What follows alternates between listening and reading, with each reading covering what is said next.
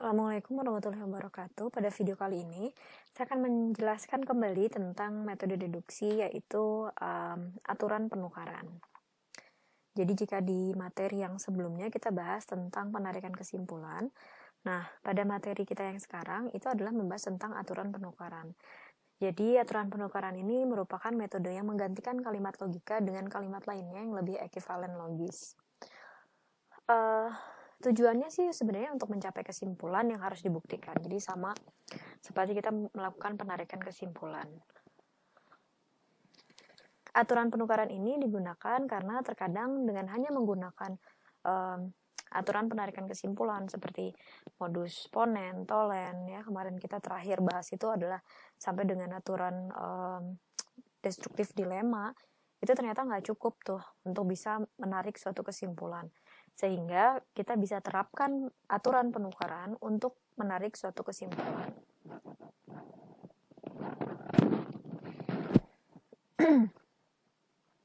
Nah, ini adalah aturan dalam penukaran, ya. Jadi aturan-aturan atau hukum-hukum yang dapat digunakan untuk aturan penukaran. Nah, kalau Anda lihat di sini, ini adalah hukum-hukum yang sudah kita pelajari pada hukum logika. Jadi pada dasarnya, hukum logika itu bisa kita gunakan untuk penarikan kesimpulan di metode deduksi. Ini mungkin nggak akan terlalu saya jelaskan karena kita udah belajar ini di metode di hukum logika.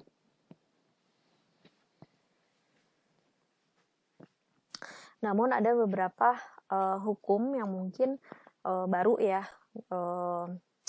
kita peroleh lah gitu ya.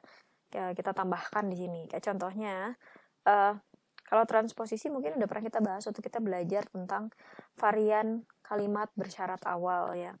Jadi kalau P implikasi Q itu dia ekivalen dengan negasi Q implikasi negasi P.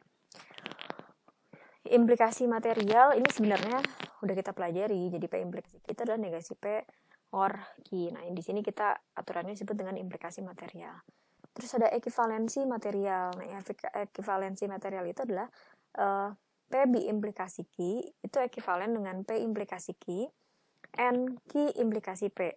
Nah, itu bentuk lain yang pernah kita pelajari waktu kita belajar biimplikasi. Nah, jadi itu bisa kita terapkan nanti.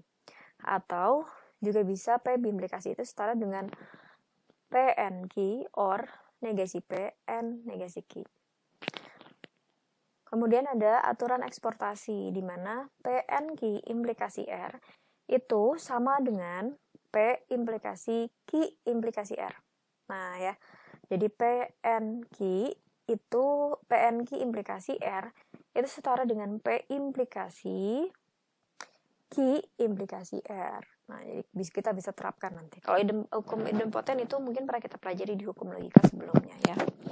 Nah, ini saya akan coba jelaskan kembali bagaimana menjabarkan si proses jika diberikan argumen ini untuk menerapkan aturan penarikan kesimpulan dan juga aturan penukaran. Kesimpulannya adalah negasi B. Negasi B itu berarti ada di sini kan. Nah, ada di sini. Dan di sini kita cuma punya 2 argumen aja.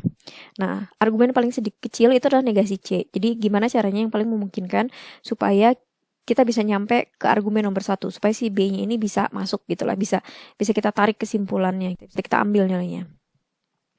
Nah, di sini ada negasi C. Negasi C ini kemudian paling mungkin ya, karena di sini ada C N D gitu, dan nggak mungkin kita konjungsikan. Mau dikonjungsikan dengan apa? Karena nggak ada proposisi D di situ kan, ya. Nah, paling mungkin yang pertama kita coba dulu di-add-kan. Jadi negasi D or negasi D, negasi C or negasi D. Tujuannya apa? Kita mau melakukan De Morgan nanti. Jadi masih ingat kan hukum De Morgan? Hukum De Morgan itu adalah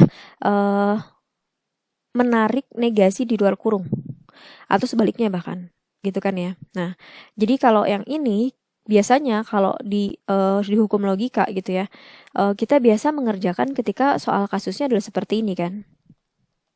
Nah, kalau di De Morgan kan hasilnya akan menjadi negasi C or negasi D. Nah, sekarang kita mau bikin itu menjadi terbalik. Dari sini kita ubah ke dalam bentuk ini. Sehingga kan gimana caranya supaya si negasinya dikeluarin gitu kan ya. Nah, berarti negasinya keluarin, C-nya di dalam, OR-nya jadi N, negasinya jadi D aja. Nah, kita mau bikin seperti ini supaya nanti bisa mendekati nilai yang ini dengan premis yang pertama. Walaupun negasi, udah kebayang dong kalau ininya negasi ya, ini biimplikasi kemungkinan nanti akan menggunakan modus tolen.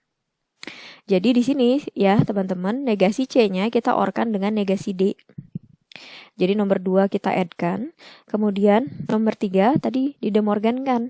Nomor 3 kita De Morgan kan. Artinya si negasinya kita keluarin.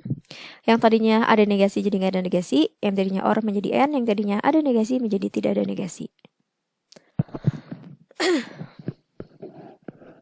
Kemudian langkah selanjutnya nomor 1 dan nomor 4. Kemudian kita modus tolenkan.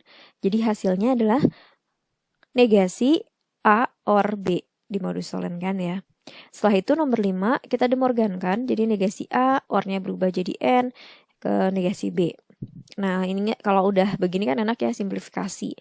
Nah, kemudian ini kita boleh tukar, enggak juga nggak apa-apa sih. Jadi langkah ke-7 ini bisa tidak dilakukan. Nah, kesimpulannya adalah negasi B, maka dari sini kita ambil aja nomor 6, kita simplifikasi negasi B. Sehingga penarikan kesimpulannya valid gitu ya. Jadi kalimat ini valid membuktikan bahwa negasi B-nya adalah kesimpulan. Oke ya. Nah, seperti itu. Mudah-mudahan bisa difahami penggabungan antara aturan yang ada di penarikan kesimpulan di beberapa waktu lalu kita pelajari dengan hukum-hukum logika yang sudah pernah kita pelajari sebelumnya. Jadi bisa kita terapkan untuk melakukan penarikan kesimpulan. Nah, sekian video penjelasan saya kali ini. Di next video kita akan bahas juga tentang metode-metode yang digunakan dalam metode deduksi. Terima kasih banyak. Wassalamualaikum warahmatullahi wabarakatuh.